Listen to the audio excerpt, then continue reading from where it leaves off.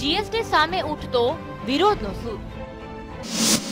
કાપડ વેપારીઓ બાદ હીરા ઉદ્યોગ દ્વારા વિરોધ। હીરા ઉદ્યોગ પરથી જીએસટી નાબૂદ કરવાની માંગ। 1 જુલાઈથી સરકાર તમામ ચીજવસ્તુઓ પર જીએસટી કર લાગુ કરવા જઈ રહી છે। હીરા ઉદ્યોગ પર લગાડવામાં આવેલા જીએસટી કર સામે દેશના હીરા ઉદ્યોગકારોએ વિરોધ નોંધાવ્યો છે। હીરા ઉદ્યોગ સાથે સંકળાયેલા નાના મોટા હીરા કારખાનેદારો, દલાલો સહિત વર્કરોએ સુરતના વરાછા વિસ્તારમાં એક રેલી યોજી જીએસટી કર સામે વિરોધ નોંધાવ્યો હતો। જીએસટી કર નાબૂદ કરવાની માંગ સાથે તમામે ભારે સૂત્રોચ્ચાર કર્યા હતા અને ડાયમંડ એસોસિએશનને આવેદનપત્ર આપી રજૂઆત કરી હતી। તેમણે શનિવારે હીરા ઉદ્યોગ બંધનું એલાન પણ આપ્યું છે। સરકાર જો જીએસટી કરમાંથી મુક્તિ નહીં આપે તો ઉગ્ર આંદોલનની ચીમકી પણ ઉચ્ચારવામાં આવી છે।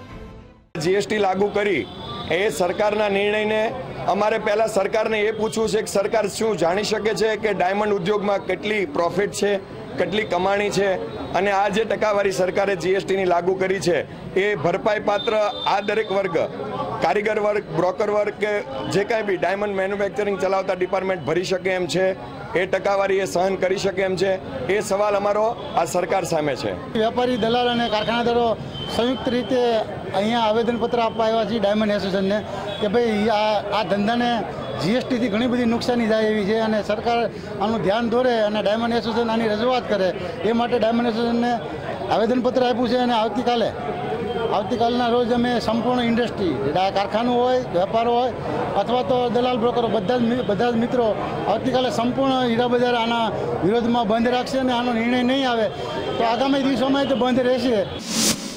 આ બંધના એલાનને સુરત ડાયમંડ એસોસિએશને પણ ટેકો જાહેર કર્યો છે।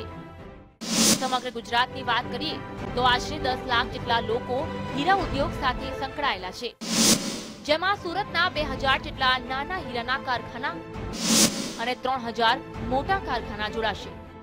જે જીએસટી લાગુ કરવામાં આવ્યો છે એ જીએસટીને કારણે જે કોમ્પ્લિકેશન્સ પેદા થવાના છે હીરા ઉદ્યોગની અંદર, એની રજૂઆત કરવા આવ્યા છે અને એ લેખિત રજૂઆત અમે આવેદન સ્વરૂપે સ્વીકારી છે અને એનો અભ્યાસ પણ કર્યો છે।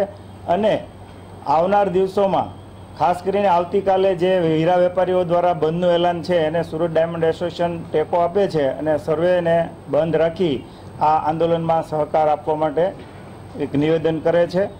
ટેક્સટાઇલની સાથે ડાયમંડ પણ સુરતની ઓળખ છે। એવામાં 1 જુલાઈ પહેલા જો સરકાર ટેક્સટાઇલ અને ડાયમંડ ઉદ્યોગકારોની માંગણી સામે ધ્યાન નહીં આપે તો જીએસટીના અમલીકરણમાં તકલીફ પડી શકે છે। કેમેરામેન ભરત બ્રહ્મભટ્ટ સાથે રાકેશ બ્રહ્મભટ્ટ, GSTV।